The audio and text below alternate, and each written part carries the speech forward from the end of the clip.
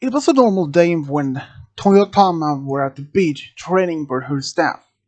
She wanted to at least get stronger and to try some new tactics with her staff training. And after that, she had been trained for about 2 hours. She decided to take a break and perhaps go somewhere to rest. And she walked past some strange car. She stopped and looked at it. She started to look around at the car, and she was very interested about this car. It was very unique design. She has never seen this type of car in town before. She said, "This is a very interesting, very nice car." And then suddenly she heard a voice said, "Thank you." And she looked around and to see if there was anyone nearby who said thank you. But as she could see, no one. It was like no one was even close by. So who said thank you? She first thought maybe she heard something wrong, and she just brushed it off and just left the beach. But there was something about that voice. As she was sitting at this cafe, just eating something, she couldn't get this thought up on her mind. There was something about this car and the voice.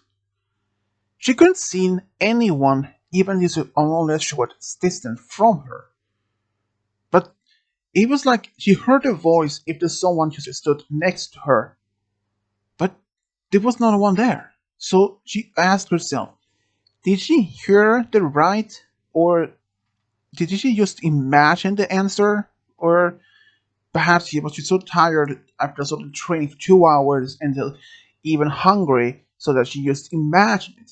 She thought that was the most unlikely logic answer, so she didn't put much attention to that.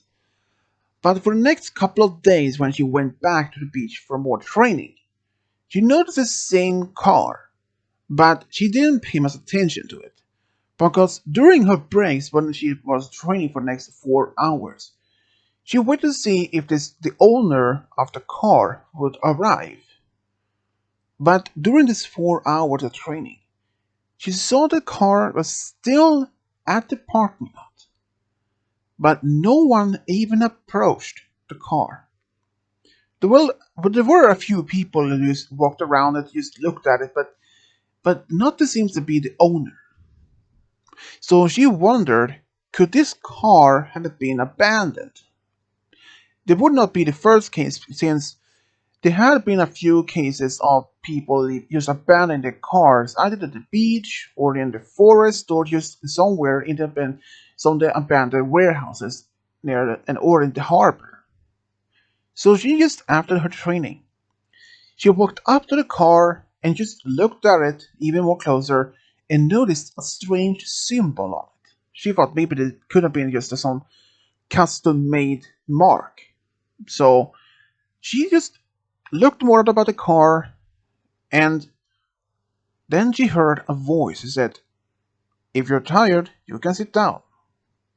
She looked around again, but this time no one was even around again. So now she knows for certainly she was not imagining it. She then asked who was talking to her, but no answer. But she didn't leave and ask again, but this time it was an answer. "I did answer you," he said. "I did it. I am the car." And she started laughing. How could the car start be talking? She thought to herself. It's not possible unless this car had some sort of camera and it was some sort of talking to her over the speaker. She looked around at it, but she couldn't see any remotely as a camera. How can the car be talking to her? She said, even a bit loudly. "I am not just an ordinary car." "Oh, are you a magical car?" "No. This might be a bit hard to explain. But hop in and I will prove it to you and I will show it." She were first unlucky to want to even go in the car. She was worried about thinking a step away from it and walk away. But something about that car made her too overjoyed to step off the limit of her curiosity and sit down in the car and instantly started and drove away. It drove to a more secluded area in the town near some old warehouses. She stepped out of the car and suddenly it started to move. She thought, okay, how does a car just suddenly drop her off here and drove away? But it didn't. Instead, in fact, it started changing, and suddenly, instead of a car, it was a big robot standing in front of her. She raised her staff against it just to prevent ready for being attacked. But he didn't attack her. He was really just looking at her. He said his name was Beachcomber. Beachcomber. And that he was not her enemy. She first didn't even want to trust this strange robot. But he said that he is not a bad guy, but he's a good guy. He had been in the city for the past few weeks. He had been trying to find a way to get back to his friends, but he even tried to send some sort of broadcast a signal like a SOS, but no ever had been responding back to his messages. So he wondered, couldn't it be only ones left behind? And she had no idea what he meant. So she demanded for more questions, like who is he from, where is he from, and why isn't he in town? And why is where? So a lot of questions. It said that he's from another planet by the name Cybertron, that he is an Autobot. He crash landed that on Earth millions of years ago after being in a fight against another of his kind by the name Decepticons.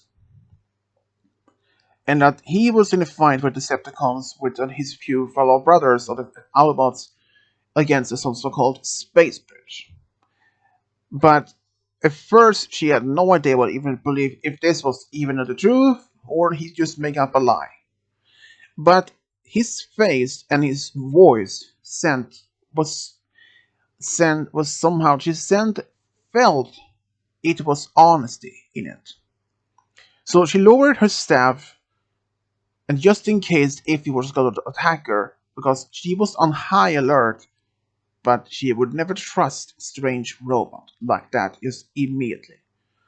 After he explained that he and the other Autobots were in a fight, and that somehow they took the fight during this space bridge, which were Decepticons were using to deliver some powers to their home planet, was needing other power.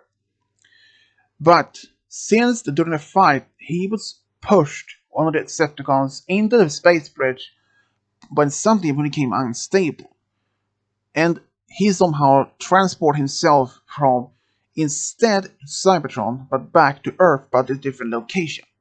And he figured out that he had been transported from America to Japan. And he had no idea how he could get back. Since he's get no response back from the other Autobots, he had no idea what the others were to do. And Toyotama, she was still very much listening to all his explanations and all the stories that he had to tell her. But there was something about him that he couldn't even just put her finger on it. Then he asked the same things to her. Who is she and where is she from and why is she using a staff? She explains that her name is Toyotama and she is a Zachary and that she's an alien who lives on Earth among a few others. And she explains about who the Zachary are and that they even, all some of them have different powers. Some can use song, some other can use electric power, so wind, even then. But she was skilled by using a staff. This was a little bit strange into his mind, but this would meant a new start of a friendship. Even both of them have no realize that this encounter between Toyotama and Beachcomber would be a start of a true friendship. They started being seeing each other more often at this old warehouse in the outside of town, where he was staying though. And he was very impressed of her skills of the fighting with staff. But even though that he wanted to know more about her kind, so she explains things about her kind as much as she could. She was really more interested about him though, like why hasn't he tried to go back to Cybertron or go back to America? He explained that since he knew how to rebuild this process, how to build another space bridge, it would have taken years. And since he had known those the efficient technical skills to build someone, it would have not even if he managed to build something like a space bridge, but it would also require a lot of energy. Even if he managed to build one, and even if that he has no knowledge, no idea if the space bridge would even work, because in his mind, it couldn't either be too like it could have been a 50-50 chance, like 50 chance that the bridge could be working and he can transport back to Cybertron, or this it can be unstable and that he instead of transporting back to Cybertron or perhaps even America, he could be killed in this unstable space bridge. There is also a third possibility that the space bridge wouldn't even work at all, despite how much he knows about at least some knows at least some of the technical skills. But he didn't want to risk to build a space bridge components, not not only the risk of losing his own life or perhaps even risk to destroying the city. He had no idea if this risk of this explosion from this somehow this space bridge would even like somehow overreacted, like overloaded, and it could have destroyed the whole city and perhaps even more.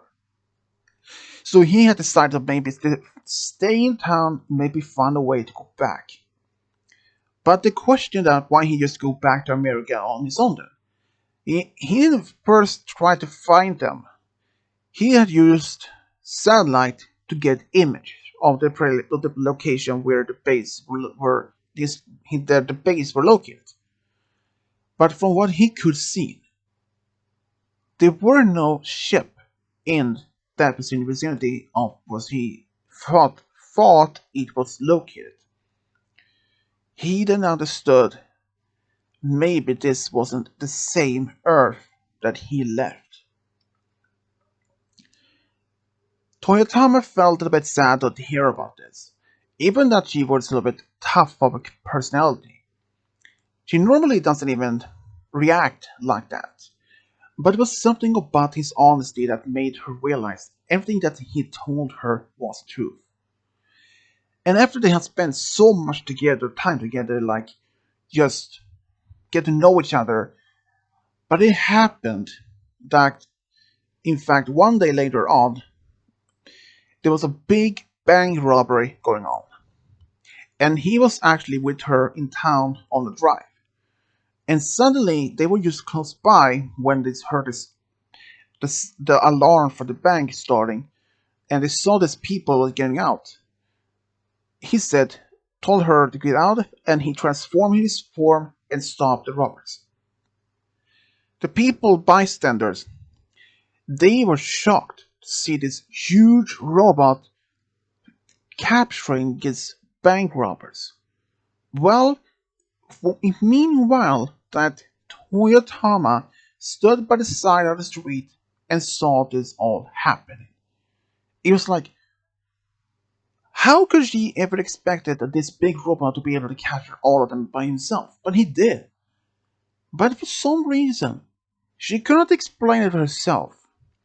After this event, even after that he became a public hero, she started to feel attraction towards Beachcomber. And he was very cool guys act, and he was very tough, always honest. He even pulled some jokes against some of the local people, and he even stood up before interviews. And during one of them, he had been asked by if it was possible that he would date some of the local heroes, like Toyotama, since he has been seen spending a lot of time with her. And in fact, he admitted in an interview right on live TV that he was in love with this young woman, despite knowing that perhaps she was wanting maybe not the same. But then the but then the programmer on the programmer on the TV program showed a live image feed from one of those green rooms on the studio where they saw Toyotama was crying. She was crying of happiness or joy. He had expressed his true feelings towards her, but also described her how he thought about her, that she is a very tough young woman, just tough warrior, strong and even polite, loyal friend, and always would protect others before thinking about her own side herself.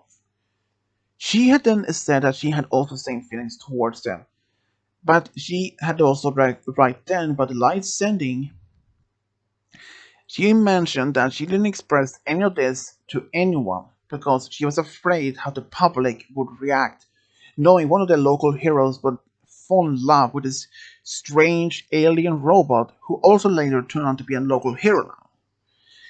But the public then was were not outraged. They were actually very supportive to her confession about her feelings towards Beachcomber. But in fact, after this revelation of this that the shadows emit their true feelings for each other, they start dating. Even if the people were a bit surprised if there's some of the people were actually curious how long this dating will last. Some poor people have thought maybe this dating probably will not last long because despite of their differences, like she's a living being, he's a robotic life form, but they show all the people, all the differences, because one day when they came back from a road trip, they were in fact married. They had gone away to leave the town for after that during a private moment when Beachcomber had actually proposed to Toyotama. And they came back to town when they mentioned this to some of Toyotama's friends, and even to realize live standing like that they had asked where Toyotama and Beachcomber had been for the past for the past week. They both admit that they went away after to get married, and the people was like in the audience like shocked, knowing that two local heroes had just got married and also been on honeymoon on a road trip. Even that they were a surprise, but they showed the evidence, like of license and even of documents showing the proof of they being married. And they were just happy to be married though. What happened after all this? Well, Toyotama remained as a local hero as before. What about Toyotama? About Beachcomber? Well, he preferred to be more like a mechanic for the town. And in fact, he actually reopened an old warehouse as a new factory or at least some sort of mechanic shop where he helped others to restore some robotic parts or perhaps even cars themselves. And he became well known in town for his skills in building like that. But after they'd been married for about 4 years, they wanted to have a family of their own though. So they adopted two daughters from a local orphanage. They had a daughter by the name Sakura and not a son. They had two daughters, Sakura and one of them was Riku. Rika and Sakura. And they were really happy to have two parents like great local heroes, and especially having a robot as a father, which really surprised them. But they were so excited. They don't have to worry about getting anywhere without taking the bus or taxi. They can always ask their father for a drive, which he always would do. And for about their feelings for each other, for Beachcomber and Toyotama. It is something that they never expressed expected, that Toyotama, she never expected that fall in love with this robot, or at least some liking him more as a friend. Because after their first meeting, they became just friends. But it took some time before they have realized their feelings for each other. But that didn't stop them from being dating though. And for Beachcomber, he he misses his friends from his own other earth, but still, even that despite that he never can go back to them, but as long as he's happy with his wife and their two daughters, he could never have been more happier and he couldn't even have asked for a better life with them. And that's how Beachcomber and Toyotama found a true love, got a big family. The end.